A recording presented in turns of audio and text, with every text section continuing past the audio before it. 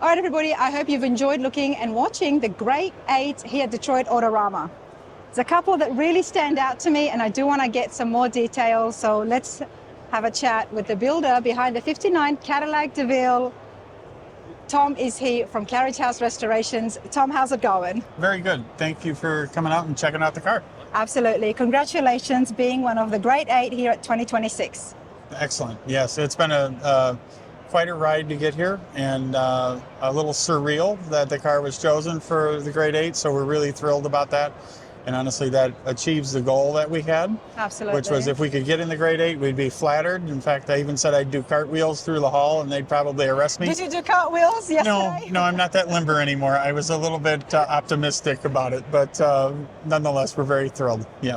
Well, it's a beautiful car. Thank you. And I do want to have a look at it in detail and show people at home who were not here exactly the standards and what it takes to win the Ridler. Not an easy game, 4 years, you cannot show anything. Right. Were you familiar with the competition? Had you participated before? No, this is the first time we've ever presented a car for the Ridler. Okay. We have been to Autorama before. We've shown cars here, but never at the showcase level or in the competition for Ridler. Tom, tell me about Carriage House Restorations. So Carriage House Restorations is a shop that actually started right around 1999. In fact, the original owner of Carriage House is here. He's the gentleman that I bought the company from about 9 years ago. Okay. And he's actually showing a car that he put together kind of in his retirement years. It's a 56 Mercury Montclair convertible. It's beautiful. So hopefully he does well in his division. But Carriage House really has expanded in that last 9 years. So we focus quite a bit to concourse restorations, but we also do a ton of resto mod work, which this Cadillac is basically I would consider it to be a very high-end resto mod build, and one that we've been working on for about 5 years and 3 months in order to get it here. Now, you use the term resto mod, and when I see this, and like I mentioned it earlier to yourself, so many subtle, there must be very subtle modifications. Mm-hmm. I'm happy that you haven't taken away too much from the 59 Cadillac. Yes. Let's talk about those subtle modifications that makes it a resto mod. Absolutely. So one of the bigger things that we've done is we replaced the chassis. So the chassis that's under the car is actually a Morrison chassis, and it is a full perimeter frame. It's no longer an X frame. So we had to reconfigure the entire floor pan of the car. That's all hand fabricated. So in what you're looking at, the bright silver, that's the actual floor pan of the car, and then the more charcoal color, that's the frame. The exhaust is, of course, 3-inch stainless steel that we fabricated in-house and then polished to a mere finish. That's probably one of the bigger mods. The second one is the engine that's in the car is actually a supercharged LT4. It makes about 650 horsepower. Well, let's go and have a look. Now, we did get a little bit of a hint with the drive shaft and the transmission. I can see the color there. So I'm going to do my best. The display is quite immaculate, and we will have a chat about that. Okay. LT4. Supercharged LT4. It has a Wegner blower hat. Of course, a lot of interior panels have been fabricated. That's all aluminum, so everything that's surrounding the engine. But on top of that LT4 is a custom one-off 3D printed engine cover. So we created that in-house. We've been doing 3D printing to complement our car builds for about the last 5 years. And that's something that we produced in-house and then bodyworked and painted it to really complement the colors of the car and to carry some of the interior colors into the engine compartment and the powertrain. Beautiful engine bay, very clean, well fabricated. Let's talk about right here above the grille. What have you done? Because I know there's been a lot of changes up here. Yeah, actually we fabricated a custom core support for the car. We moved the core support forward about 6 inches from its stock location to clear actually all of the mechanicals and everything that the LT4 requires. What you see kind of hiding behind the grille there are some of the coolers. So one of them is an oil cooler, the other one is a transmission cooler. Right behind that is the intercooler for the supercharger. So there's a lot of plumbing on this car that's been completely concealed. And because of that, you did have to modify the grille as well? No, the grille is actually stock. It's just been simplified in some regards. just to really have the bullets stand out as a more prominent feature. Yeah. And then the big modifications in the front are really to the bumper. The stock 59 Cadillac had basically a lower mounted turn signal and then kind of a fog lamp that was in the bumper. What we did is we modified that and we carried this detail over the front, and then it disappears into the bumper and then reappears underneath the bumper. So all of that was hand fabricated and then re-chromed. The 59 bumper also had kind of a permanent place for a front mounted license plate right in the center. And it wasn't like a license plate frame of today. It was actually built into that front bumper itself. So we cut that out and got pieces of another bumper from a donor car that we had bought. And then we created a nice smooth front bumper with a very unique design. It's been done really well. Now I do want to have a look inside at the interior, and another thing that really stands out is the back, the trunk. Oh yeah. The interior, we do interior work in-house as well. So really pretty much everything that you see here was done in-house by us, short of the chrome plating, but we handled everything else with our own team. So when the cars come to this level, the display says just as much as the actual car does as well. Yeah. Now tell me a little bit, because there's a lot of writing here and I have not read it, to be honest. So what is on the display? So really on this front part of the display, what we have is a little bit of the history of the 59 Cadillac. So I wanted to try to share that because in the design concept for the car, we did not want to deviate too far from the design. We wanted to refine it because it is an iconic design that really pushed the envelope to begin with. So at this point, we wanted to just refine it, make it a little bit better, or attempt to make it a little bit better. So we talk about the design engineer, Harley Earl, who in 1959, his career, he was at the highlight of his career, he was getting ready to retire, and this was the final car that he was the design chief over. Harley Earl was in an absolute love affair with the wing cars of the time. And one of the unique things is, when this car was being designed, GM was in a competition, kind of an informal competition, with Plymouth. Plymouth at the time had their cars with wings as well. So he actually, believe it or not, he instructed two of his engineers to jump the fence and get into the Plymouth plant and measure the wing height on the 58 Fury. That's cheating. Totally. Well, they did it. And then they jumped back over the fence and they said, here's where their wings are. And he said, well, here's where ours are going to be for 59. We're going to be bigger. And his his apprentice at the time was a gentleman by the name of Bill Mitchell. And Bill really disagreed with the fin cars. He thought they were getting too gaudy. He thought it was going to hurt sales. So they had a difference of opinion, very common, right, between two very prominent designers, each of them extremely accomplished in their own right. And so Harley Earl, of course, this went into production. The car sold well. It was very well received. He retired then at the end of 1959. And one of the things that Bill Mitchell did in 1960, he cut the fin height in half. Yeah. And really changed the taillight design. Still, the car is very elegant. A 60 is not an ugly car, but it has a most reduced desirable height. now is the 59 Cadillac. It is. It was really an icon, which made modifying this very difficult because, again, they pushed the limits. Yeah. So some of the things that we did is to look at, okay, what were their design concepts? And in the rear quarter panel, we actually changed the contour of the rear quarter panel down low from the fender skirt back to the rear bumper.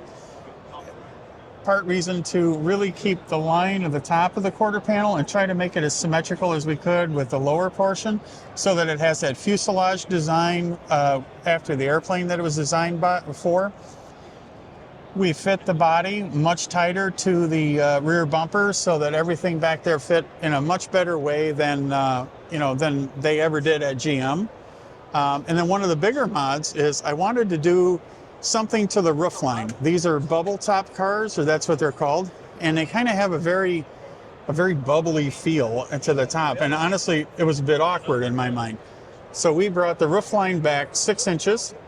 And then we widened out the C-pillars 3 inches on each side, and then custom cut the glass and fit the glass into that opening.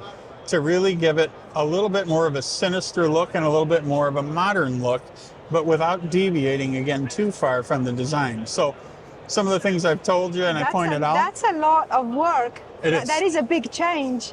It's it huge, doesn't look it, but it's still a very big change to do that and to widen the pillars as well. Yet you've made it look very subtle. Yes. Which I think that's why it speaks so well of the elegance and the design and wow factor that the Cadillac is bringing to the show. That's amazing. Let me come around here. Okay. It's a big car. It's a big display. Yes, it's a tight booth. It is. We almost need a little larger of a display. That's the beauty of it. The reason that we love these, I mean, I love them, absolutely. Cadillac is one of my favorites, everybody, because I love the long cars. Yep, absolutely. Yeah. And this one is 19 feet long and 81 inches wide. So it's actually kind of a little bit of a challenge to put in a trailer, too, to get it here.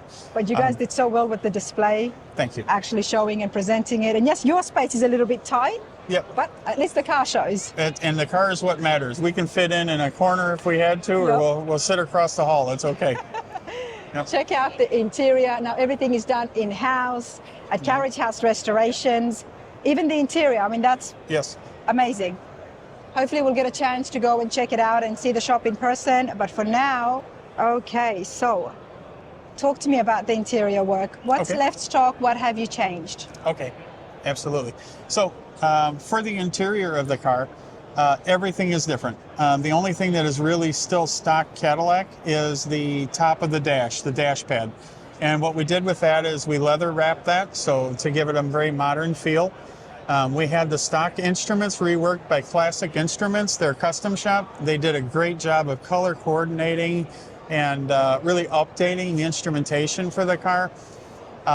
In the passenger side of the dash, you'll see that kind of chromed area. What we did there is that's actually another 3D printed component.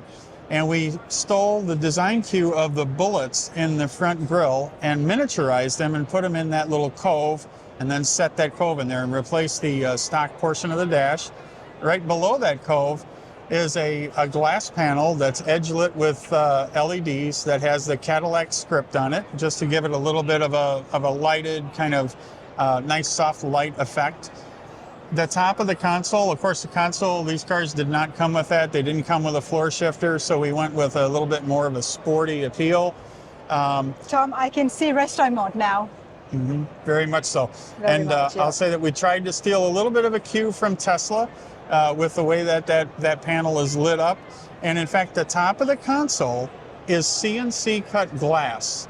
It is not Lexan, it's not acrylic, it's a CNC cut piece of glass, and then that's back painted and then edge lit with the LEDs. The interior is all Moore and Giles leather. We've got some other LED accents. The door armrests and door handles, those are actually stock Cadillac. One of the few parts that survived and came back through. So was it a very bad condition originally when you started? Oh, the car was terrible condition, yeah. In fact, when we got it back from the chemical stripper, I begged the owner to let me push it in the dumpster and let's find a better car to start with. It was that bad. So there was a very interesting bullet hole kind of behind the door here going towards the driver, which tells me that maybe at some point in time somebody had a pretty serious disagreement. Or they were practicing, Or they were practicing. It's possible, yep.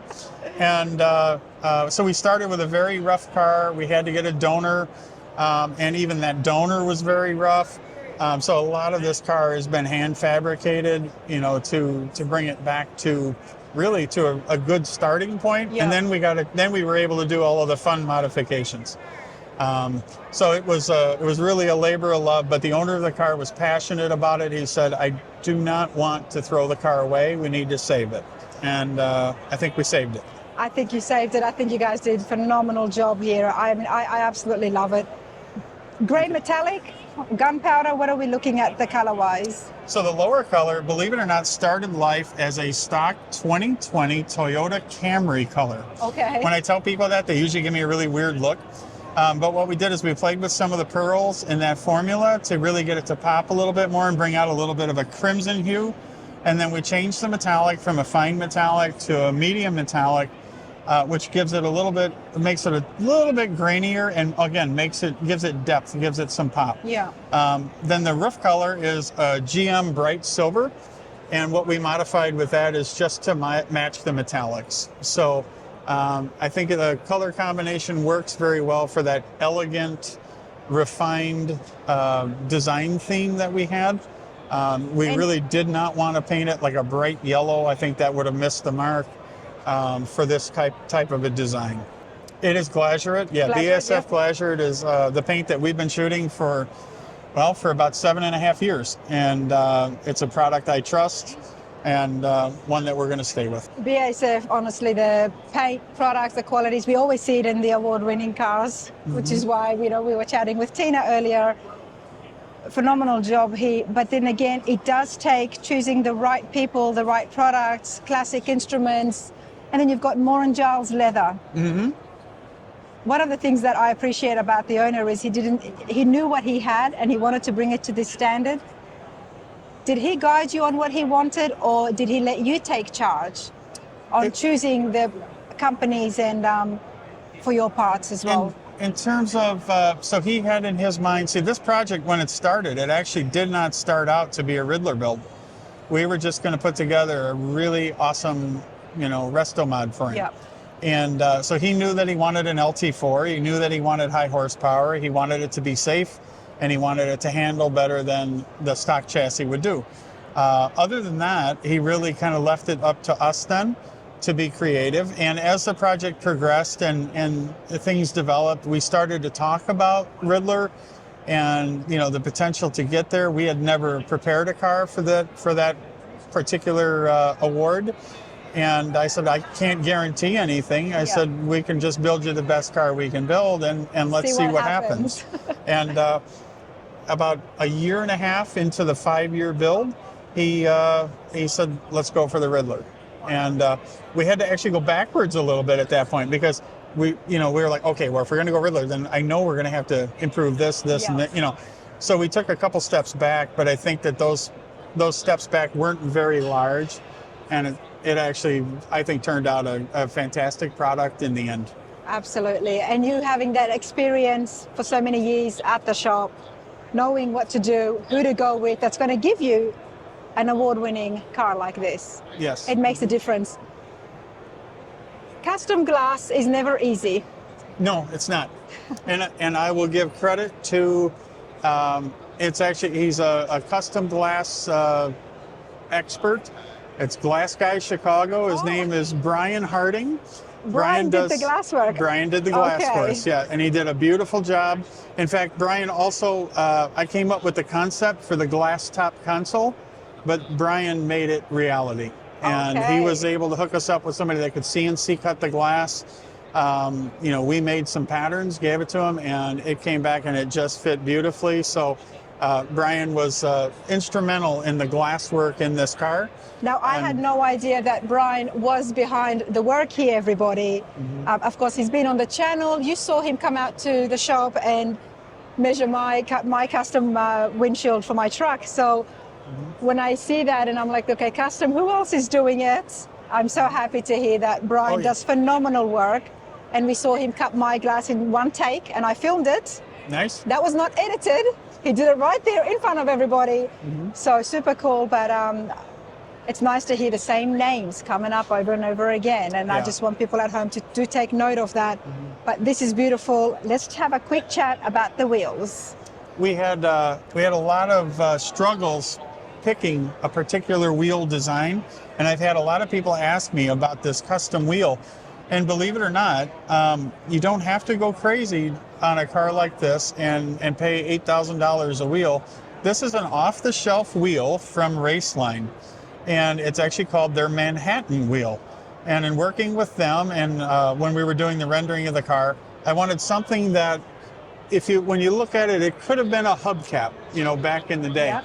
So we were able to get a really nice wheel at an affordable price, and it's drawn so many compliments here today.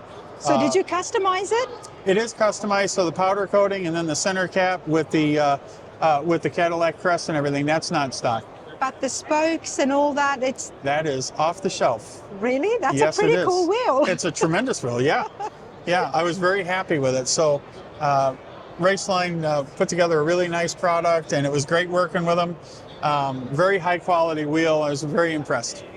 Oh, I gotta say, that is definitely very impressive. Never would I have thought that it was just off the shelf, I guess, is Yeah. what you would say. Yeah, it surprised quite a few people, but I think it's worth pointing out. Absolutely. Tom, this is phenomenal. Congratulations again. Thank you. What's the step now after Detroit? You're going to be showing it around the country? Well, we're going to be in Chicago next weekend at Rosemont because that's near to home. Yeah. And then we've been invited to a couple other car shows while we were here. So we're going to figure out the logistics to get there. And then we'll see what happens here. And I know sometimes they invite the Ridler to go to other championship Yep. car show events. We'll try to entertain and do as much of that as we can. And, especially if the car is lucky enough to get awarded the Ridler. Absolutely, especially with shows like the Triple Crown of Rotting in Nashville. Definitely, yeah. It would be very appreciated there as well. Definitely. We really want to try to make the Triple Crown and also out to Pomona for the Sloniker. So that would be another event that we'd like to, at least those two at a minimum, to go to those. Okay, well, I wish you all the best in that. Congratulations again. Thank you very much. Thank you. Yep.